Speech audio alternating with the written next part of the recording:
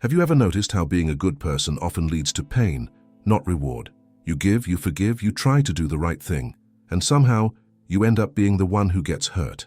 People praise goodness in words, but in the real world, the good are often used, ignored, or quietly destroyed by those who know how to play the darker game of life. Why does this happen? Why does virtue, the very thing we're told to protect, so often become the source of our suffering? This is the paradox. Machiavelli saw centuries ago, a truth few are willing to face even today. We are taught to be kind, honest, and selfless, yet the world seems to reward those who are calculating, strategic, and, at times, ruthless. The man who hesitates out of kindness loses to the one who acts without mercy. The woman who forgives too easily becomes the one everyone takes for granted. Goodness, Machiavelli believed, without intelligence or control, can turn into a weapon used against you. He understood something deeply uncomfortable. That pure goodness in a corrupt world becomes a kind of blindness.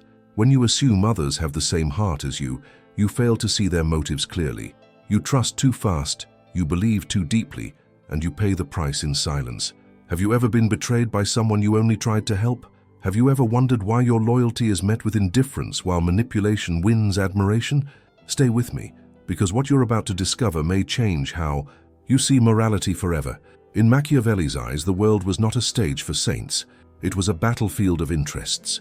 He didn't reject morality, he redefined it. He saw that the man who survives is not the one who is purely good, but the one who knows when to be good and when to be cold. To him, virtue wasn't about innocence. It was about effectiveness, the ability to act wisely even when emotion tempts you to act foolishly.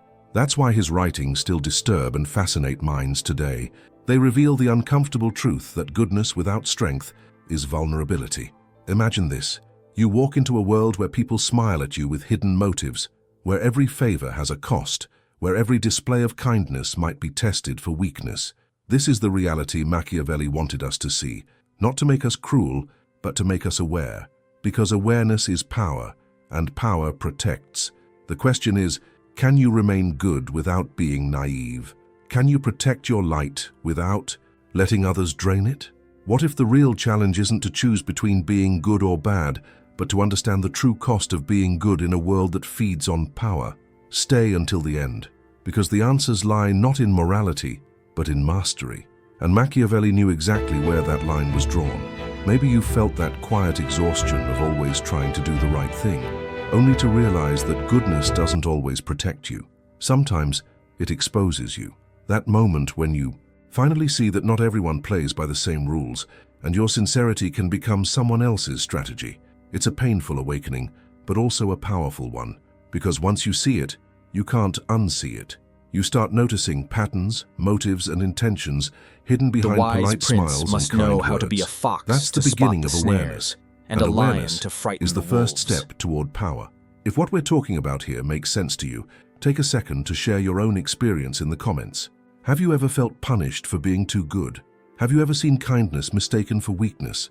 Your story might resonate with someone who needs to hear it. This space is more than a channel. It's a community of minds learning how to navigate the hidden psychology of power together. And if you're finding value in this reflection, don't forget to like this video. It may seem like a small gesture, but it tells the algorithm, and me, that these ideas matter, that there are people out there who still care about understanding the truth behind human nature. Every like, every comment, every new subscription helps this message reach more people who are searching for the same clarity you are. So, if you want to keep exploring these deep, sometimes uncomfortable truths about psychology, strategy, and the human condition, subscribe to Legacy Wisdom and stay with us. The more we grow, the more voices we bring into this conversation, and the more light we can shed on the darker corners of the mind. Because the truth is, understanding power doesn't make you cold, it makes you conscious. And consciousness, as Machiavelli knew, is the foundation of all strength. Now, let's go deeper into what it really means to protect your goodness in a world that profits from your blind spots. Machiavelli never hated goodness, he feared what it became in the wrong hands. He saw morality not as a universal truth, but as a powerful instrument used by those who understood human nature better than others. To him, morality was like a mask, beautiful to look at but dangerous if you mistake it for the real face. Throughout history, those who ruled societies commanded armies, or influenced nations, learned to use the appearance of virtue as a weapon. They spoke of honor while plotting in secret. They promised justice while calculating advantage, and those who clung to goodness without understanding this duality often became their easiest prey. He wrote that the world is not governed by fairness but by perception. People believe what they want to believe, and the wise learn to use that belief to shape reality. A ruler who pretends to be moral gains the trust of the masses while keeping the freedom to act strategically behind the curtain. Meanwhile, the truly moral, the ones who live by absolute ideals, lose the ability to navigate the gray areas where real decisions are made. That is where most people fall, between their desire to be good and their fear of being seen as bad. This is the essence of Machiavelli's hidden warning. He wasn't saying you should abandon morality. He was saying you should master it. You should understand how it works, how others use it, and how it can be turned against you. Because goodness, when blind, becomes dangerous, not to others but to yourself. Think about how often the words trust, loyalty, or honor are used to control behavior. The language of virtue is powerful because it touches emotion, but emotion without strategy is the perfect setup for manipulation. When you act from guilt instead of awareness, you give away control. You start saying yes when you want to say no. You tolerate betrayal in the name of patience. You let your empathy silence your intuition. And that's exactly how the powerful stay powerful, by making others feel morally obligated to obey. Machiavelli saw this centuries ago, yet it still defines modern society. The boss who demands loyalty while exploiting his employees, the friend who preaches honesty while hiding their intentions, the leader who speaks of peace while building walls. Now, I want to go even deeper into this subject because understanding this truth is where transformation begins. Once you start to see morality as a tool, not a chain, you begin to take back your freedom. You start deciding when to show kindness and when to protect your energy. You begin to act, not react. And that shift, that subtle awakening, is what separates those who live consciously from those who live controlled. Comment below with the words "eyes open" if this perspective resonates with you. If you're starting to see how morality, when misunderstood, can become the very thing that keeps you from real power. There's a silent exhaustion that comes from always trying to be the good one. You wake up already carrying the weight of other people's expectations. You measure your words, soften your tone, avoid conflict, and convince yourself that peace is worth any price. But over time, that peace becomes an illusion, because what you're really protecting isn't harmony, it's approval. And approval is a prison disguised as love. The fear of rejection is what fuels this cycle. You say yes when you mean no. You smile when you're breaking inside. You carry guilt for wanting to rest, for setting limits, for finally putting yourself first. The world quietly teaches you that goodness means self-erasure, that to be loved, you must never disappoint. But in doing so, you lose the most sacred thing you possess, your identity. People-pleasing is one of the most sophisticated forms of self-betrayal. It looks kind on the surface, but underneath it hides fear. Fear of being disliked, fear of being misunderstood, fear of standing alone. And yet, every time you trade authenticity for acceptance, a part of you fades. The more you try to be everything for everyone, the further you drift from yourself. Machiavelli understood this subtle form of weakness. He warned that those who cannot detach emotionally from the approval of others will always be controlled by them. When your sense of worth depends on someone else's validation, you become predictable. And predictability is the death of power. True strength requires emotional detachment, not coldness but clarity. It's the ability to act from conviction instead of compulsion, to say no without feeling guilty, and to walk away without explaining yourself. That kind of inner stability terrifies manipulators because they can't hook into your emotions. You stop being reactive. You stop chasing the impossible balance of pleasing everyone. And when that happens, something extraordinary takes place. You begin to feel your own power returning. It's not arrogance, it's alignment. You start choosing peace over approval, truth over comfort, purpose over popularity. The noise of the world doesn't silence you anymore because you're no longer trying to belong everywhere. You're trying to belong to yourself. This shift doesn't happen overnight, but it's the moment your energy changes, your confidence rebuilds, and your presence starts to command quiet respect. Now, I want to go even deeper into this, because once you understand the hidden cost of constantly seeking acceptance, you'll see why emotional detachment isn't a lack of empathy. It's an act of self-preservation, and that awareness is the first step toward reclaiming your personal power.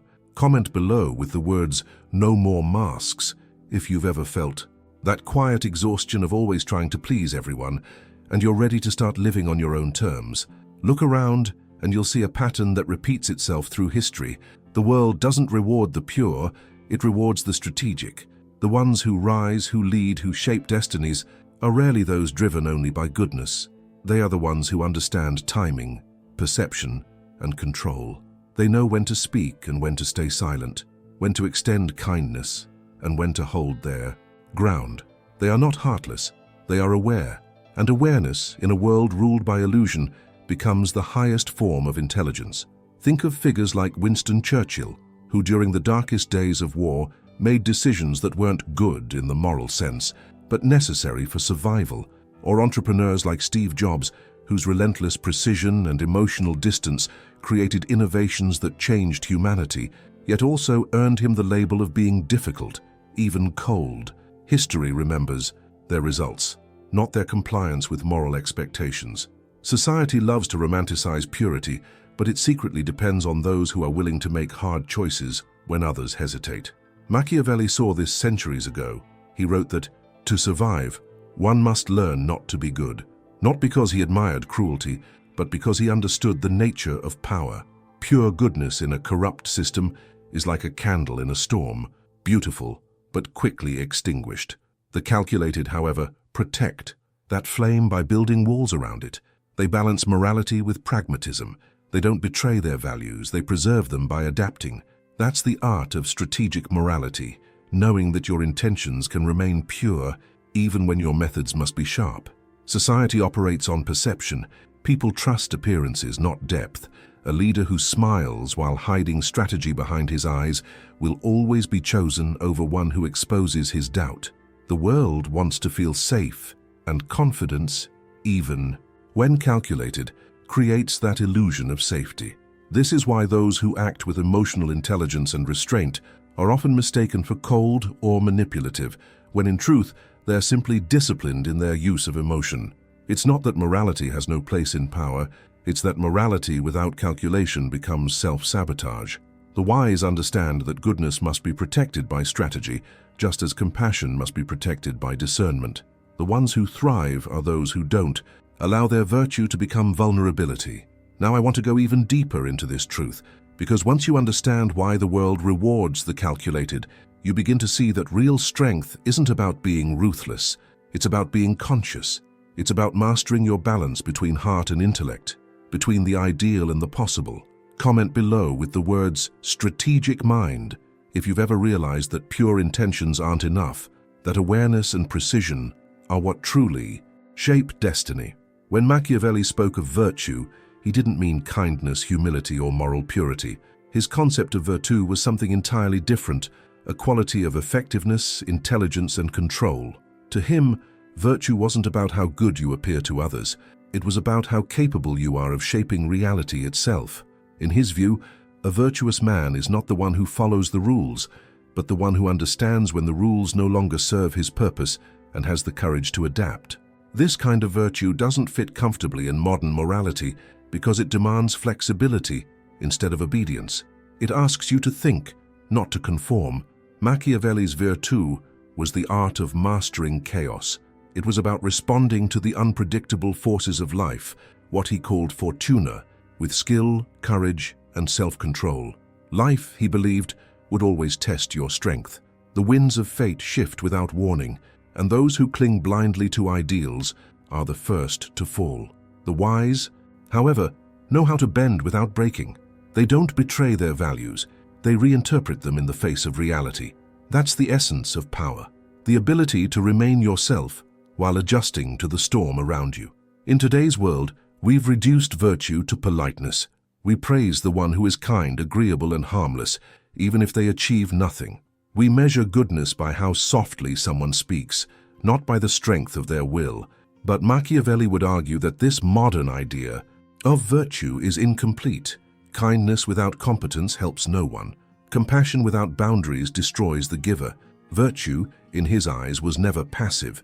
It was the ability to act decisively, even when the right choice feels uncomfortable. Think about it. The leaders, creators, and thinkers who truly changed history were not defined by how nice they were, but by their capacity to confront complexity without losing their sense of direction. They had the discipline to choose reason over, emotion, strategy over impulse. That's what Machiavelli meant by virtue. Not moral perfection, but mastery over the self. This version of virtue demands awareness. It asks you to know your weaknesses, your limits, and your power. It challenges you to be both flexible and firm, kind but never naive, open but never unguarded. It's the virtue of someone who can lead, not because they are pure, but because they are prepared. Now I want to go even deeper into this, because once you start seeing virtue as mastery instead of morality, everything changes. You begin to understand that real strength is not about looking good, it's about standing firm in the chaos and bending the world, gently but deliberately, toward your purpose. Comment below with the words inner mastery if this idea of virtue as control and adaptability resonates with you. Goodness, in its purest form, is beautiful, but in the hands of the powerful, it becomes one of the most effective tools of manipulation. Throughout history, entire systems have been built on the illusion of morality. Governments claim to act for the people while making decisions that serve only the elite. Corporations brand themselves as ethical while exploiting the same values they publicly defend. Even in personal relationships, people learn to weaponize goodness, using guilt, empathy, and virtue to control the behavior of others. This is the hidden theater Machiavelli warned about, a stage where morality is performed, not practiced. He understood that morality, when used strategically, becomes a language of influence. The appearance of goodness disarms people. It creates trust before any words are spoken. A politician who speaks about compassion is forgiven for corruption. A leader who donates to charity is admired even when their business thrives on exploitation. The moral image becomes a shield, one that hides ambition behind benevolence, and the masses, desperate to believe in virtue, reward the illusion without ever looking behind the curtain. This is why Machiavelli insisted that perception often matters more than truth. The world doesn't need to be moral. It only needs to appear moral. That's how control is maintained. When you believe you're following a good cause, you don't question authority.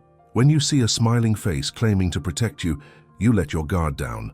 The most effective manipulation doesn't come from open cruelty. It comes from the careful performance of righteousness. But Machiavelli also revealed something empowering. Those who can see through moral theater are no longer enslaved by it. Once you understand that morality can be a mask, you stop reacting to appearances.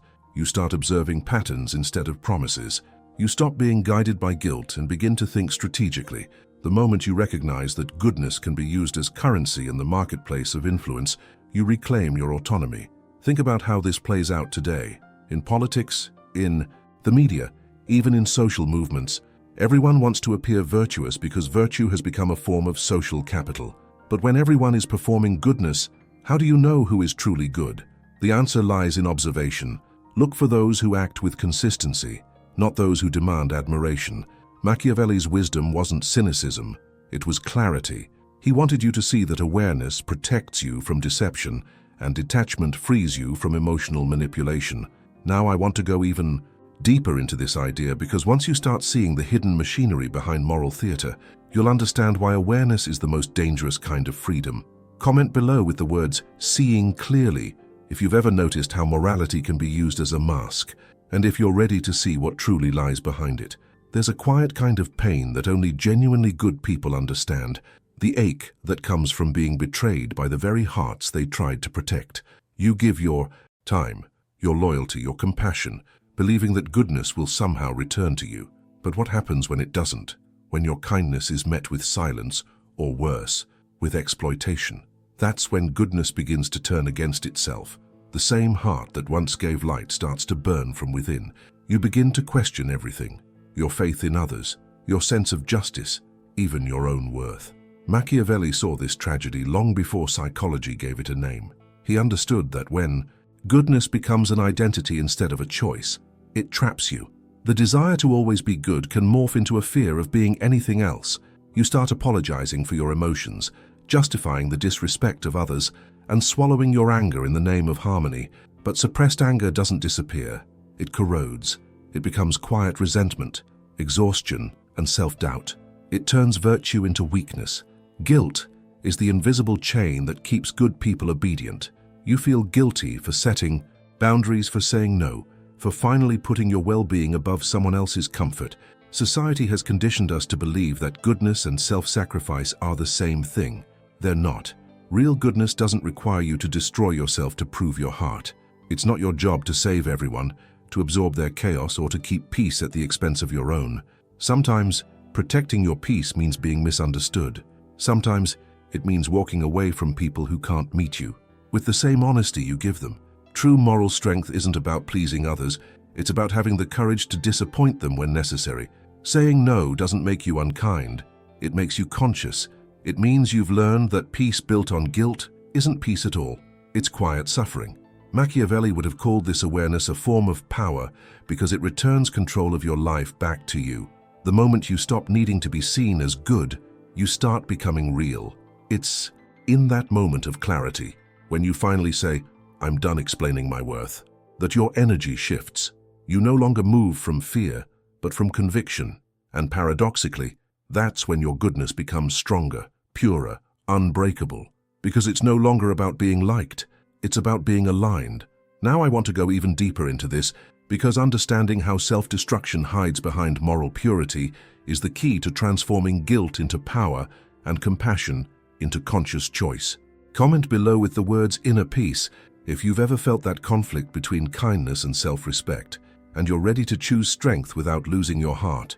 Machiavelli has often been misunderstood as a prophet of cruelty, but that's not what he taught. He wasn't glorifying manipulation or heartlessness.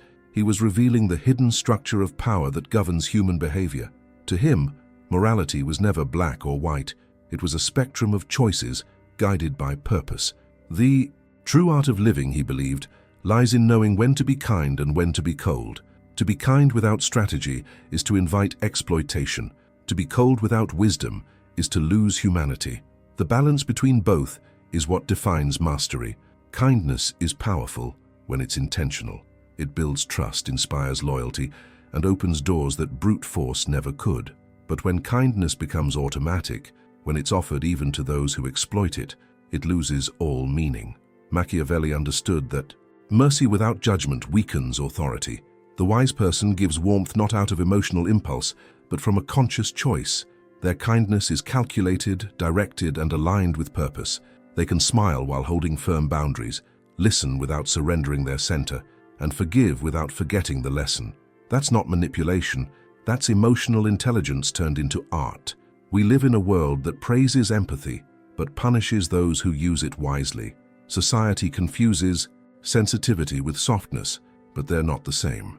True empathy allows you to understand others. Strategy allows you to protect yourself from them.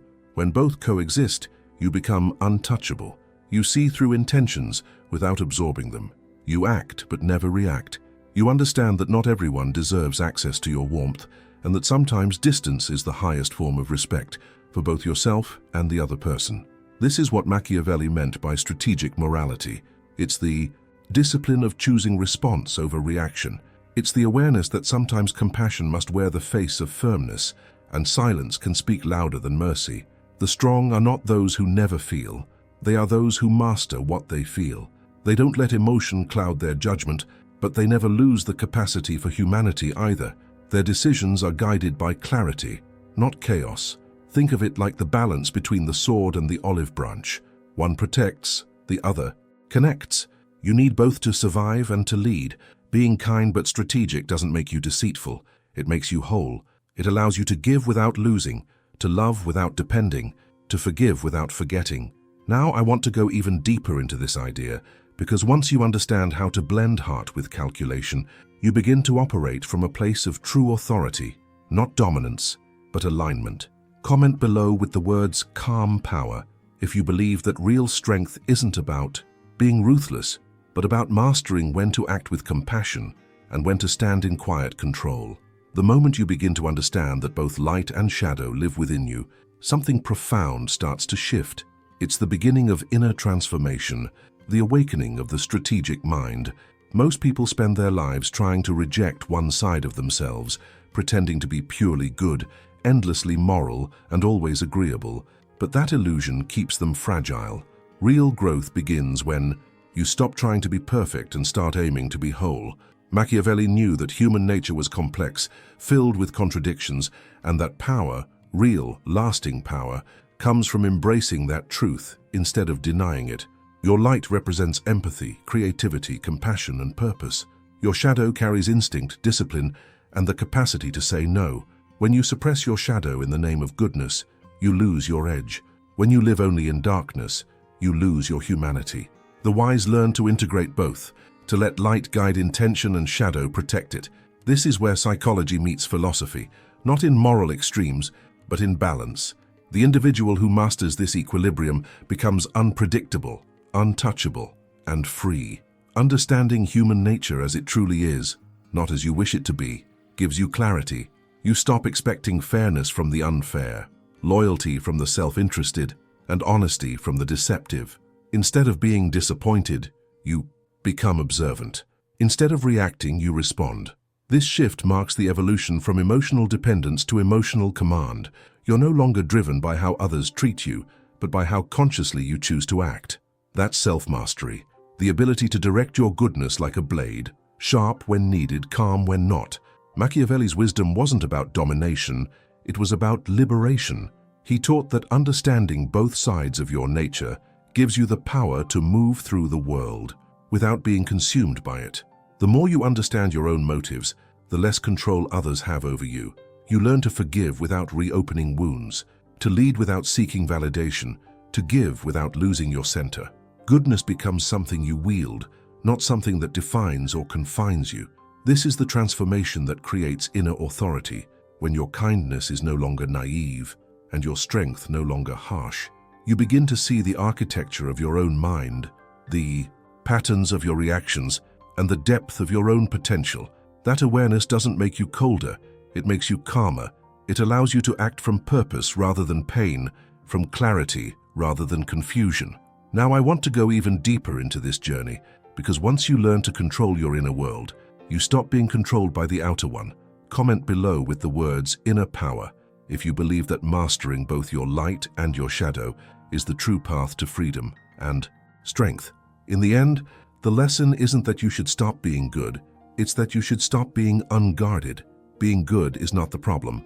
Being naive is. The world will always test your kindness, twist your intentions, and measure how much of yourself you're willing to give away before you finally protect what matters most. Machiavelli understood this better than anyone. He didn't reject morality, he refined it. To him, wisdom wasn't found in abandoning your light, but in learning how to shield it from those who would use it against you. There's a kind of quiet power that emerges when you realize that goodness, without awareness, turns into sacrifice. The person who gives endlessly without discernment eventually empties themselves. The one who refuses to see manipulation for what it is becomes its easiest victim. But when you combine goodness with strength, empathy with clarity, and compassion with boundaries, your light becomes unbreakable. You stop shining just to be seen. You start shining to see clearly. That's the difference between innocence and wisdom. Protecting your light in a dark world doesn't mean hardening your heart. It means learning where to direct its warmth. It means loving consciously, helping intentionally, forgiving wisely. It's the courage to walk through shadows without letting them dim your vision.